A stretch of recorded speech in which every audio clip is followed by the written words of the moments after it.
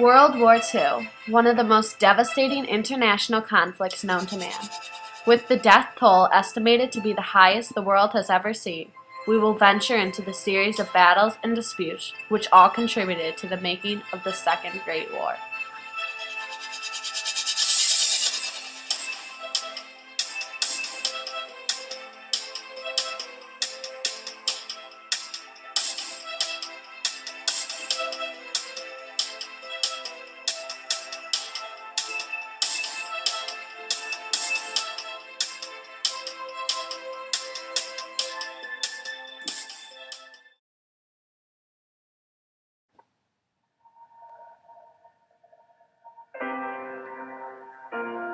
Let's go back in time to the aftermath of World War I, where Germany's future is decided through the signing of the Treaty of Versailles. The negotiations had begun in Paris on January 18, 1919. Initially, 27 nations from the Allied side participated. A notable exception was Russia, who had agreed to a separate treaty with Germany the previous year. Germany, in addition to the newly separated nations of Austria and Hungary, were excluded from negotiations because they had lost the war. The five major victors were considered the United States, Great Britain, France, Japan, and Italy. As such, these five nations were responsible for the most important terms of the peace treaty. However, the process proved slow and difficult as each nation had its own motives. Finally agreed upon a treaty. Considered harsh by many and too lenient by others, the Treaty of Versailles forced Germany to accept sole responsibility for causing the war. Germany was therefore forced to make reparations to the price of $32 billion. Germany's economy panicked and tried to create more money in order to pay back these fees. However, as more money was created, the less valued it became. Eventually, their money became worth almost nothing.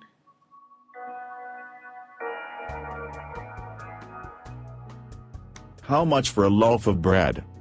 Only 3 billion Deutschmarks. Wow! Money is worth nothing these days. Germany, in their depression, longed for a leader, and Adolf Hitler was willing to take this role.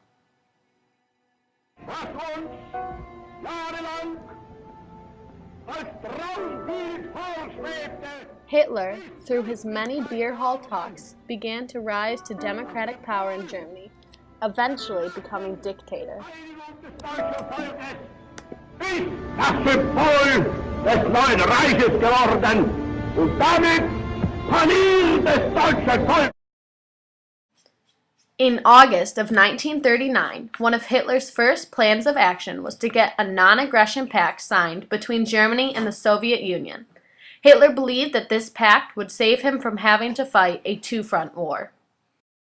Through failure of appeasement, Hitler was soon able to take back part of the Czechoslovakia, the Sudetenland, as well as remilitarize his army, obviously breaking the terms within the Treaty of Versailles.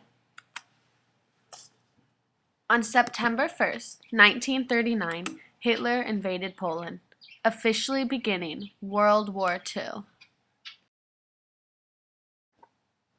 It was a regular and peaceful day along the shores of Pearl Harbor.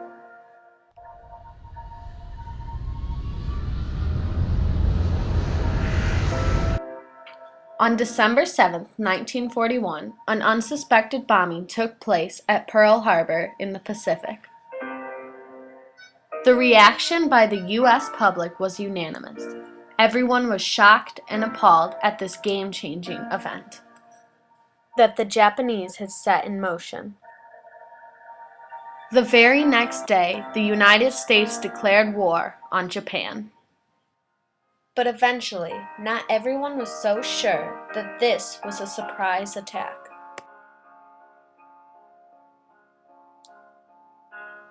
Rumors began to swarm that the government, specifically Roosevelt, knew about the attack before it happened and chose not to warn the American people.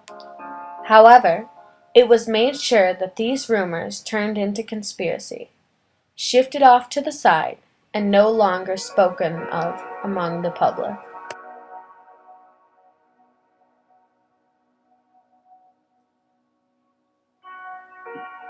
The McCullum Memo, dated October 7, 1940, more than a year before the Pearl Harbor attack, was sent by Lieutenant Commander Arthur H. McCullum to Navy Captain Dudley Knox. The beginning of the memo summarized the situation of several nations in World War II and recommended an 8-step course of action for the U.S. to take in regards to the Japanese Empire.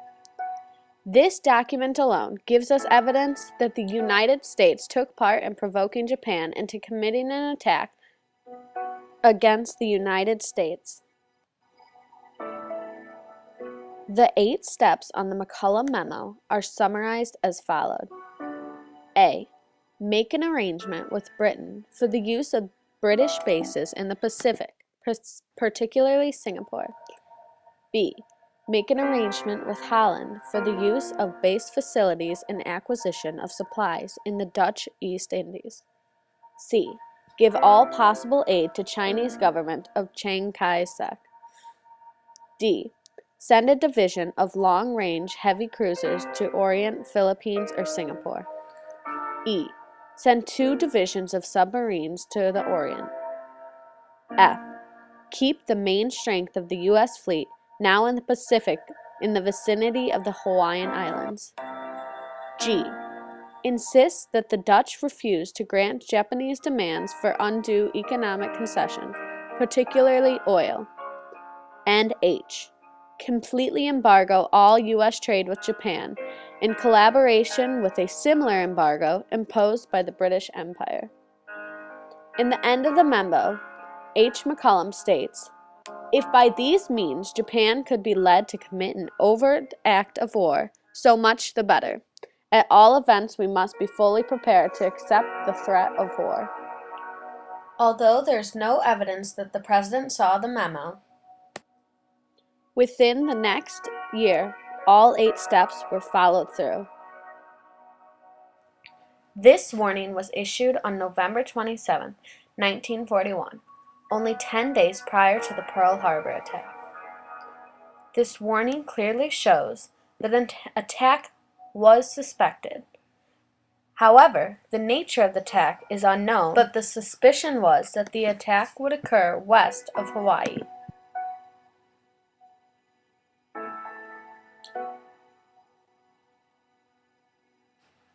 So why has America tried so hard to direct the American public away from the truth? Is it because it was part of our past that we are ashamed of?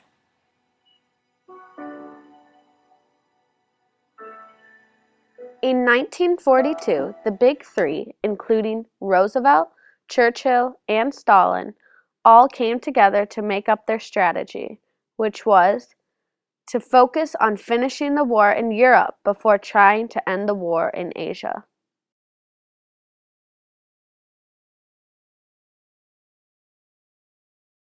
The Battle of Stalingrad is recorded as one of the bloodiest battles in the history of war. It started when Germany dropped more than 1,000 tons of bombs on Stalingrad. Over time, it became obvious that Hitler's army had underestimated the time, and eventually they began to run low on materials and men. Eventually, the battle ended after General Paulus made a full surrender. The Soviet victory at Stalingrad became a great humiliation for Hitler.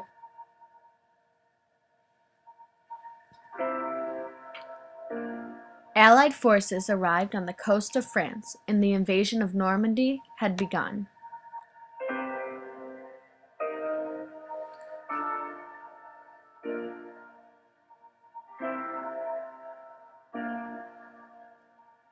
Through this battle, known as D-Day, 9,000 Allied soldiers were either killed or wounded, but the 100,000 surviving soldiers began the march across Europe to defeat Hitler.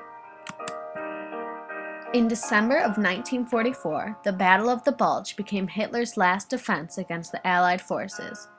But in the end, Germany surrendered, and the Allied powers won in January of 1945. Over on the Atlantic front of the war, the U.S. had made its way from Midland to Okinawa and finally to Iwo Jima, getting closer and closer to the Japan mainland. Eventually, the United States warned Japan. If the Japanese insist on continuing resistance beyond the point of reason, their country will suffer the same destruction as Germany. Our blows will destroy their whole modern industrial plant and organization, which they have built up during the past century, and which they are now devoting to a hopeless cause. We have no desire or intention to destroy or enslave the Japanese people, but only surrender can prevent the kind of ruin which they have seen come to Germany as a result of continued useless resistance. However, Japan chose not to surrender, and as a result, the city of Hiroshima became the scene of mass destruction and chaos, as it became the first city to ever be hit by a nuclear weapon. And then we crowded to the window and saw just the whole city completely covered in smoke with this very tall mushroom cloud rising from it.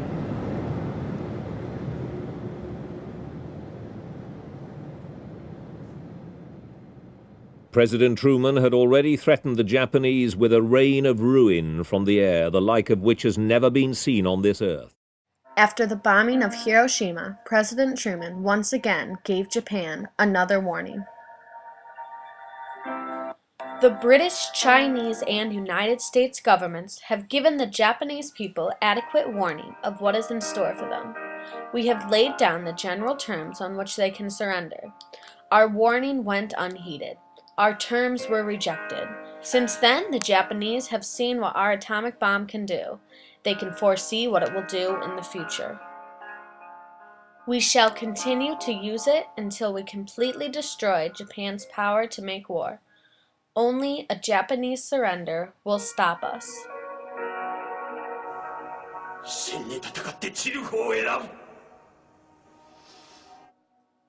Once again, Japan refused to surrender, and 3 days later, the city of Nagasaki was bombed.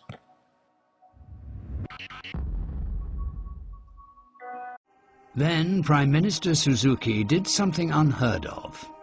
He asked the Emperor to break the deadlock and make a decision. Emperor Hirohito told them he wanted to end the suffering and bear the unbearable. So Japan chose to surrender. The Allied forces celebrate their triumph over the defeat of both Germany and Japan.